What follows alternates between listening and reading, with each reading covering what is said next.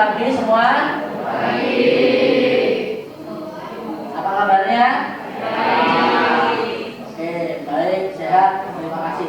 Baik anak-anak, sebelum kita mulai pendidikan agama Buddha pada kesempatan pagi hari ini, Bapak minta dari salah satu teman kalian untuk pimpin doa. Bapak silakan.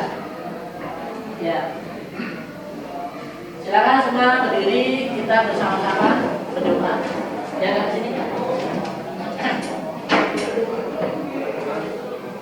Dan pagi hari ini kita mengucapkan nama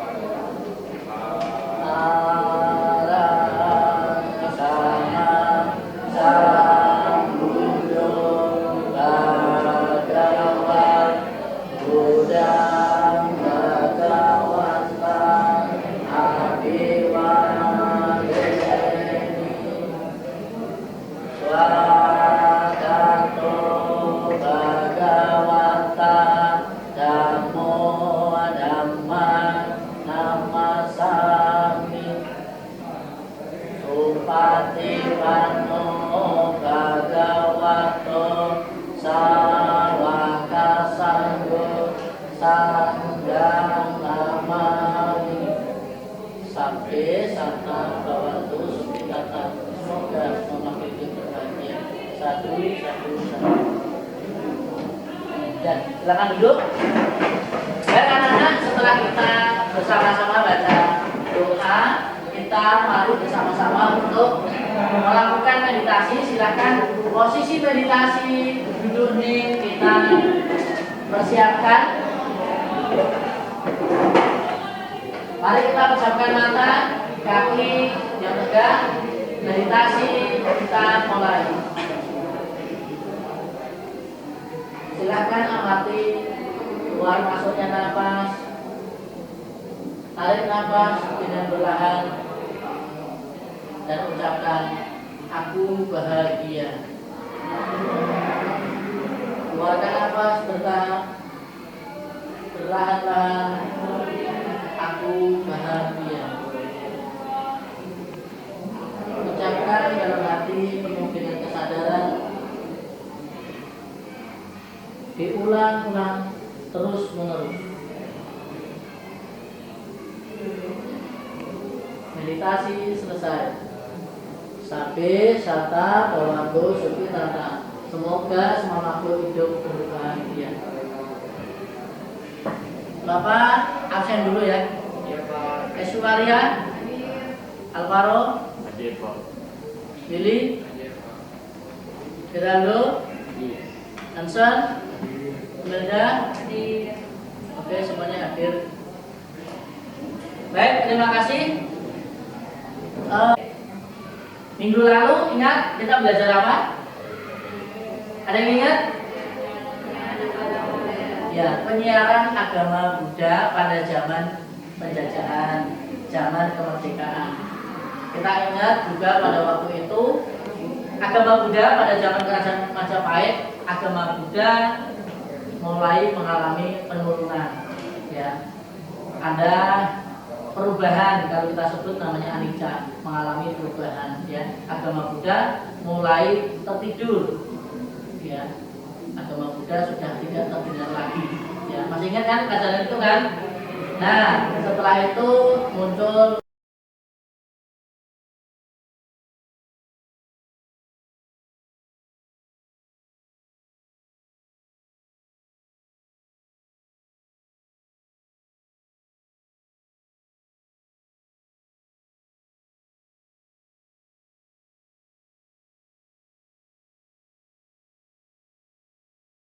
oke, mata materi kita tentang agama. Agama di Indonesia ada berapa? 7. Ada berapa? 7. 7 apa satu lagi? Oke. Jadi ada 6 agama dan 1 kepercayaan. Ya. Di dunia ini agama banyak sekali. Tentunya tujuan agama untuk membahagiakan semua makhluk. Tapi sebelum ke arah situ, kita akan belajar tentang pengertian agama. Agama itu untuk kebahagiaan kita di kehidupan sekarang maupun yang akan datang. Artinya apa? Dari pengertian-pengertian itu dapat kita simpulkan bahwa agama itu adalah menjalankan kemoralan untuk menghindari terjadinya kekacauan pandangan hidup yang salah guna mendapatkan suatu kebahagiaan. Jadi seseorang beragama itu untuk kebahagiaan dirinya selama hidup dan nanti untuk ketika meninggal dunia. Oke? Sampai sini paham? Orang yang punya agama itu bakal yakin masuk surga. Ya, nanti saya jelaskan. Ya, nanti saya jelaskan. Saya kasih pengertian dulu. Nah, agama itu adalah, kita bisa melihat di situ, merupakan sumber dan landasan etika moral dan spiritual mengatasi permasalahan hidup, menyingkirkan penderitaan. Kita bisa melihat seseorang yang galau, sedih, biasanya dia mendekatkan kepada Tuhan. Lagi sekarang sudah maju, ya kan? Banyak sekarang orang pintar kan? Tetapi kepintaran itu digunakan ke hal-hal yang tidak guna. Contohnya apa? Orang pintar komputer, tetapi itu tidak diimbangi dengan spiritual. Akhirnya digunakan untuk apa? Mencuri, menghack, ya. Yang sekarang lagi rame, ya, hacker itu ya. Jadi membobol data-data orang lain. Itu kan tidak melakukan introspeksi diri. Betapa pentingnya spiritual itu, ya. Belum lagi tentang pendidikan ilmiah yang lain, ya. Selanjutnya, peranan agama untuk diri kita sendiri atau untuk pribadi. Pertama, memiliki tujuan yang jelas. Agama membuat orang memiliki tujuan yang jelas dalam kehidupannya. Ketika kita beragama, kita paham tujuan kita itu seperti apa. Ya, contoh, kita beragama Buddha, tujuan kita jelas. Tujuan akhir kita kemana sih? Ke surga apa di mana? Ya, penimbangan. Tujuan akhir kita adalah penimbangan. Jadi dengan kita beragama ini diharapkan kita itu memiliki tujuan yang jelas, ya, tujuan jelas. Selanjutnya, nah, ajaran Buddha dan toleransi. Agama Buddha ini mengajarkan menitik beratkan kepada toleransi. Ini ada salah satu kisah, yaitu tentang Upali. Upali ini adalah seorang murid yang hebat, tersohor. Muridnya namanya Niganta Rataputa dulunya. Nah, pada suatu ketika itu berdebat kepada Buddha, ya, tetapi Upali kalah ternyata. Upali kalah lalu menyampaikan untuk menjadi muridnya Buddha. Pertama minta menjadi muridnya Buddha, bilang apa? Nanti dulu. Kedua kali bilang nanti dulu. Sampai ketiga kali dipikir-pikir dulu, baru diterima menjadi muridnya. Dengan syarat Buddha menyampaikan tetap menghormati gurumu yang dahulu, tetap menyokong gurumu yang dahulu. Dengan seperti itu, di sini menjelaskan bahwa Sang Buddha mengajarkan toleransi yang tinggi, ya. Jadi Upali walaupun sudah menjadi muridnya Buddha, diminta Buddha untuk menghormati gurunya. Ya, kan ya? Ada yang bertanya? Oke, silakan. Ya. Apakah orang beragama itu pasti masuk surga? Oke. Orang beragama pasti masuk surga apa enggak? Kira-kira ada tanggapan yang lain? Orang beragama itu bisa saja masuk surga jika perilakunya baik. Nah, kalau perilakunya nggak baik, nggak mungkin ke surga. Jadi orang beragama perilakunya baik, pikirannya baik, minimal menjalankan ini saling Buddha, jangan berbuat jahat, tambah kebajikan, maka akan terlahir di alam surga. Bahkan dalam agama Buddha lebih daripada itu, yaitu alam nibbana. Ya, oke, cukup ya. Oke, kalau cukup, silakan kalian berdiskusi dengan kelompok. Ya, kelompoknya sama dengan yang minggu lalu Bapak sudah bagikan kelompok. Silakan dan silakan diisi LKPD tadi Bapak berhubungan kepada ketuanya dibagikan. Ya, silakan kelompok.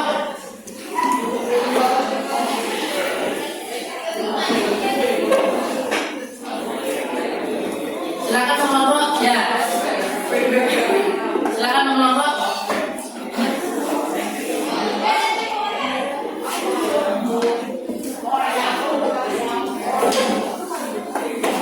Oke, diskusinya tentang apa? Kalian bisa mencari dari internet, ya, yaitu peristiwa yang terjadi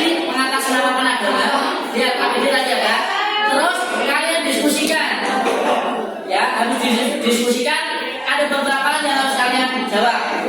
Faktor penyebab peristiwa terjadi. Solusi menyelesaikan masalah. Didiskusikan ya.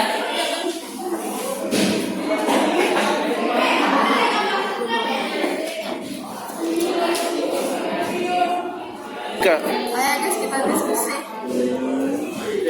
Boleh buka HP ya.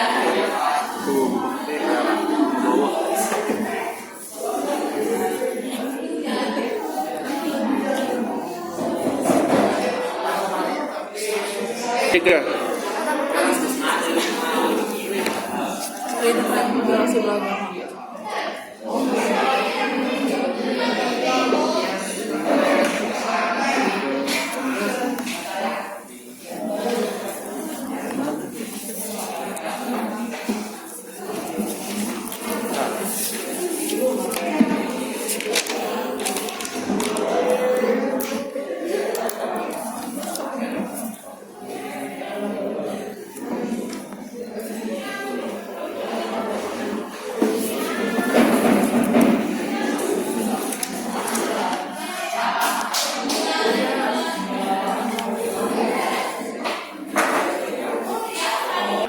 Baik, waktu sudah selesai diskusinya.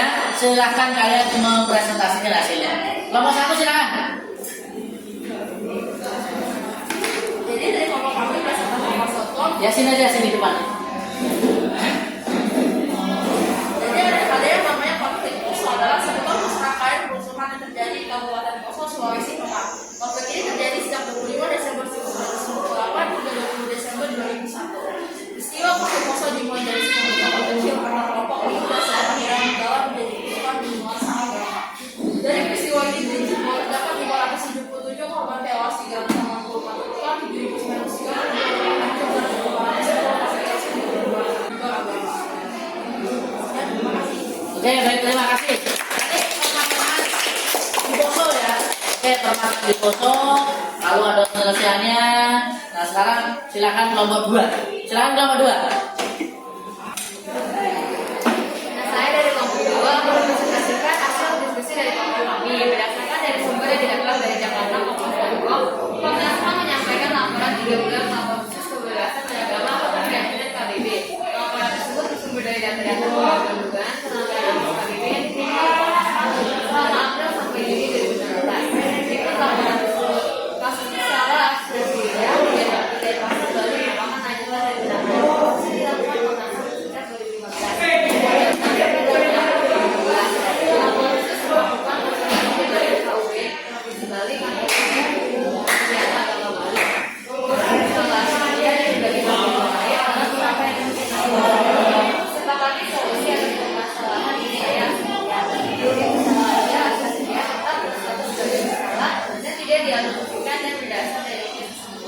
Kemudian misalnya dia menyebabkan pembinaan dan difungsikan sebagai tempat ibadah keluarga dan SKBP Dirjen Bimas Islam untuk mendorong Dirjen Bimas Islam untuk membantu penyelesaian dan berkoordinasi dengan Dirjen. Namun hingga kini Dirjen Bimas Islam belum menindaklanjuti hasil pertemuan sehingga Komnas HAM merencanakan untuk meminta laporan tidak lanjut secara tertulis.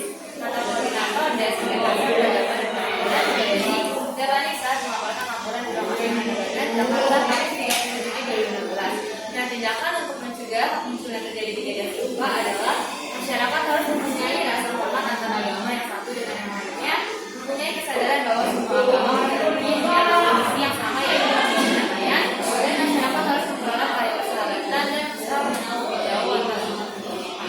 Dan upaya yang dilakukan untuk menghadapi perbedaan di sekolah yaitu saling menghormati sesama yang berbeda suku, budaya, agama, tidak memaksakan kehendak, saling menghormati, saling menghargai, dan bersabar untuk mempermufakat. Kemudian hasil diskusi dari kelompok 2. Terima kasih. Ya, baiklah. Kelompok akhir, kelompok 3 silakan.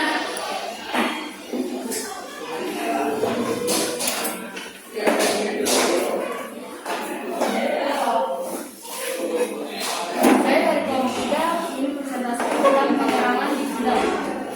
Menurut CCN Indonesia pada bulan Mei 2016, baru Masjid Ahmadiyah dirusak sekelompok orang yang dikenal di Desa Purworejo, Kendal, Jawa Tengah. Motif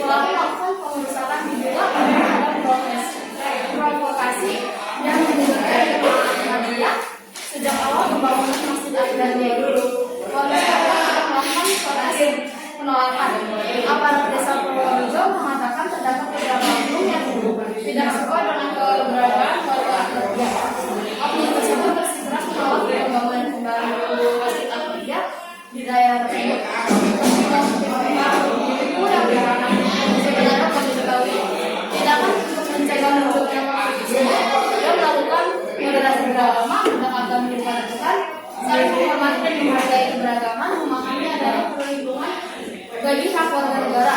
Upaya dilakukan. Terima kasih anak-anak sudah berdiskusi pada kesempatan hari ini dan luar biasa Pak, senang sekali.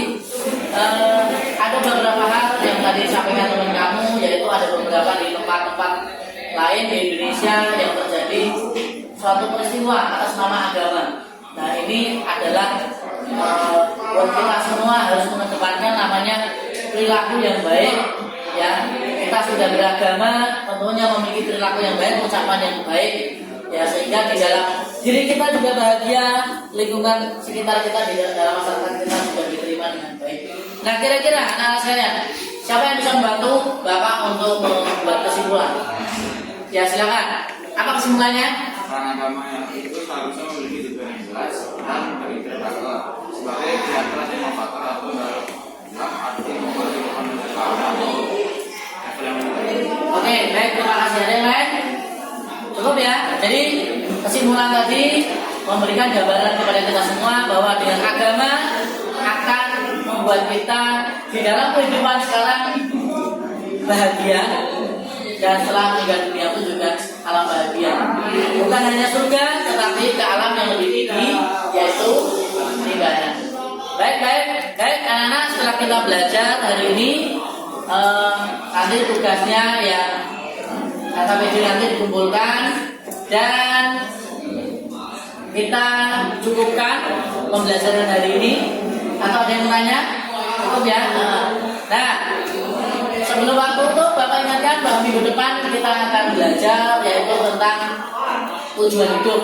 Nanti di rumah silakan dipelajari, dibaca, ya, dipersiapkan untuk minggu depan.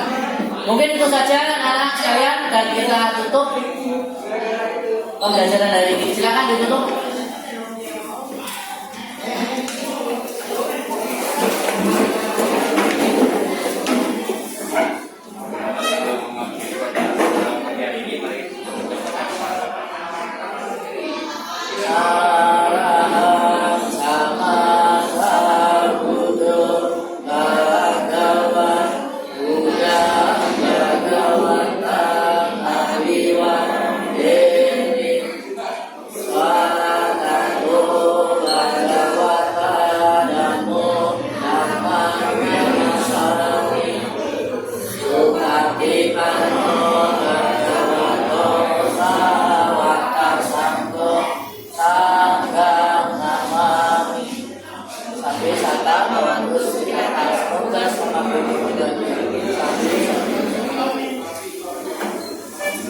Baik, terima kasih anak-anak semua dan Bapak akhiri Namo Buddhaya. Namo